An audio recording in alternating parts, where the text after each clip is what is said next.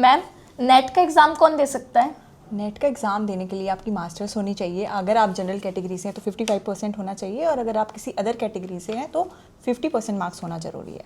Ma'am उसके बाद paper pattern कैसा होता है? इस पेपर में 2 पेपर होते हैं, पेपर 1 होता है, पेपर 2 होता है। जो पेपर 1 होता है वो सबके लिए होता है, और जो पेपर 2 होता है वो आपका जो कोर सब्जेक्ट है, जो आपका मेन सब्जेक्ट है, उसका होता है। मैम कितने क्वेश्चंस होते हैं इसमें? इसमें आपको 150 क्वेश्चंस मिलेंगे। जो 50 हैं वो पेपर 1 के हैं, और जो 100 होंगे वो आपके पेपर 2 के होंगे। मैम नेगेटिव मार्किंग भी होती है नहीं, इसमें कोई नेगेटिव मार्किंग नहीं है। मैम ये पेपर गैप पे होता है कि पेपर 1 हमने सुबह दिया फिर उसके बाद थोड़े? नहीं, इसमें पूरा 3 आवर का आपको टाइम अलॉट होगा, उसी में आपको अपने जो 150 क्वेश्चंस हैं वो कंप्लीट करने हैं। मैम नेट तो ठीक है, लेकिन फिर जीआरएफ करने के लिए क्या कोई अलग एग्जाम देना होता है? नहीं, एग्ज़ाम एक ही होता है, लेकिन जो कट ऑफ होती हैं उनके अलग अलग कैटेगरीज होती हैं। जैसे पीएचडी ओनली होता है, नेट होता है, और जेआरएफ होता है। अगर आप सिर्फ पीएचडी ओनली वाली कैटेगरी को क्रॉस कर रहे हैं तो इसका मतलब है कि आप पीएचडी में एडमिशन लेने के लिए एलिजिबल हो गए हैं, और अगर आप नेट वाली कट ऑफ को क्रॉस कर रहे हैं तो आप पीएचडी में एडमिशन लेने के लिए भी एलिजिबल हैं, और असिस्टेंट प्रोफेसर बनने के लिए भी एलिजिबल हैं।